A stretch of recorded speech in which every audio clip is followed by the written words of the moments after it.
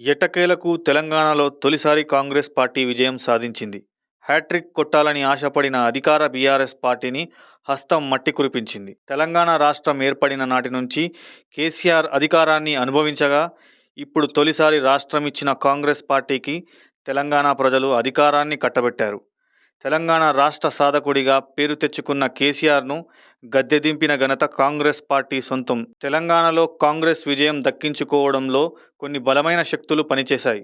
అందులో తొలి శక్తి పీసీసీ అధ్యక్షుడు రేవంత్ రెడ్డి. నామరూపాల్లేని పార్టీని ఒక సైన్యంగా మలచడంలో రేవంత్ సక్సెస్ అయ్యారు. అన్నిటికీ మించి ప్రజలలో కాంగ్రెస్ పార్టీపై నమ్మకం పెంచారు.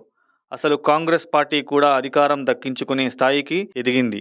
ఇది రేవంత్తోనే సాధ్యమైంది. కాంగ్రెస్ పార్టీ 6 గ్యారంటీలు ప్రజలపై తీవ్ర ప్రభావం చూపాయి. అలాగే కాంగ్రెస్ అగ్రనాయకత్వం సోనియా గాంధీ, రాహుల్ గాంధీ, ప్రియాంక గాంధీ తెలంగాణపై ప్రత్యేక దృష్టి పెట్టి తెలంగాణ పార్టీకి పూర్తి స్థాయిలో మద్దతుగా నిలిచారు. అయితే ఇదంతా నడిపించిన మరో శక్తి ఉంది. ఆ మాస్టర్ మైండ్ పేరే సునీల్ కనుగోలు. తెలంగాణలో కాంగ్రెస్ పార్టీ విజయంలో వ్యవహారకర్త సునీల్ కనుగోలు పాత్ర ఎంతో కీలకమని చెప్పాలి. అభ్యర్థుల ప్రకటన నుంచి ఎగ్జిట్ పోల్స్ వరకు ఏది ఎలా చేయాలో, ఏ లెక్కన చేయాలో, ఎలా చెప్తే ప్రజలు వింటారో వెనక నుండి నడిపించింది ఆయనే. నిజానికి ఈ ఎన్నికలకు ముందు సునీల్ కనుగోలు పేరు పెద్దగా ఎవరికీ తెలియదు. కాస్త రాజకీయ పరిజ్ఞానం ఉన్నవారికి కర్ణాటక ఎన్నికల ఫలితాల అనంతరం సునీల్ పేరు తెలిసింది. ఇక ఎన్నికల అనంతరం కాంగ్రెస్ పార్టీదే హవా. అన్ని ఎగ్జిట్ పోల్స్ చెప్పిన తర్వాత 2 తెలుగు రాష్ట్రాలలో సునీల్ కనుగోలు పేరు ఘనంగా వినిపించడం మొదలైంది. అసలు జీరో స్థాయిలో ఉన్న కాంగ్రెస్ పార్టీకి రేవంత్ రెడ్డి లాంటి ఒక కమిట్మెంట్ ఉన్న నాయకుడు దొరకగా, దానికి సునీల్ వ్యూహాలు తోడవడంతో నామినేషన్ల నుంచి ప్రచారం వరకు, సభల నుంచి స్పీచ్ల వరకు ప్రతిదీ కాంగ్రెస్ పార్టీలో కొత్తదనం కనిపించింది. దశాబ్దాలుగా మూసబారిన కాంగ్రెస్ ఎన్నికల వ్యూహాలు కొత్త పుంతలు తొక్కాయంటే అది సునీల్తోనే సాధ్యమైంది. తెలుగు ప్రజలకు ఎన్నికల వ్యూహకర్త అనగానే ప్రశాంత్ కిషోర్ ఒక్కడే తెలుసు. ఎందుకంటే మోడీ ప్రధాని అయిన దగ్గర నుండి ఏపీలో జగన్మోహన్ రెడ్డి సీఎం అయ్యే వరకు కీలకంగా పనిచేసిన పీకే అంటే అందరికీ నోటెడ్ అయిపోయింది. అందున ఏపీలో వైసీపీతో చేయించిన డ్రామాలు, దొంగ సర్వేలతో ప్రజలను బోల్తా కొట్టించడం, జగన్తో పాదయాత్రలో చేయించిన ఫీట్లు, వివేకానందరెడ్డి హత్యను వైసీపీ ప్రచారానికి వాడుకోవడం, తండ్రి బాబాయ్ మరణాలపై జగన్తో చేయించిన యాక్టింగ్, ఇవన్నీ తెలుగు ప్రజలు అంత సులభంగా మర్చిపోయేవి కావు.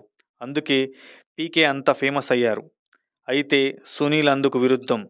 ఇంకా చెప్పాలంటే సునీల్ ఎక్కడా కాంగ్రెస్ పార్టీ నేతలను గెలుపు కోసం అడ్డదారులు తొక్కించలేదు. రాష్ట్రంలో కులం కుంపట్లు రగిలించలేదు. మతం మత్తులో ముంచలేదు. తెలంగాణ సెంటిమెంటుకు ఆస్కారం ఉన్నా దాని జోలికి కూడా వెళ్ళలేదు. మత ప్రాతిపదికన చిచ్చు పెట్టి క్యాష్ చేసుకునే ఛాన్స్ ఉన్నా ఆ ఊసే లేదు. ఏపీలో పీకేలాగా కోడికత్తుల్ని దించలేదు. గొడ్డలితో గుండెపోట్లు రప్పించలేదు. చేసిందల్లా ఒక్కటే, నిజాన్ని ప్రజలకు అర్థమయ్యేలా ప్రజల ముందుంచాడు. చాప కింద నీరులా పనిచేసుకుపోయే తత్వం ఉన్న సునీల్ కనుగోలు తెలంగాణలో ఎన్నికల ప్రచారాన్ని సరికొత్త పందాలో తీసుకెళ్లారు. అధికార బీఆర్ఎస్ను మించిపోయేలా కాంగ్రెస్తో ప్రచారం చేయించారు. కేసీఆర్ ఇచ్చిన ప్రతి హామీని, బీఆర్ఎస్ చేసిన ప్రతి తప్పును స్పష్టంగా అర్థమయ్యేలా రకరకాల కార్యక్రమాల ద్వారా ప్రజలలోకి పంపించారు. ఎన్నికల ప్రచార చిత్రాలను వైవిధ్యంగా తెరకెక్కించి ఓటర్లను ఆకర్షించారు. ప్రజలను ఎలా ఓటర్లుగా మార్చుకోవాలో ప్రతి అభ్యర్థికి స్పష్టంగా నేర్పించారు.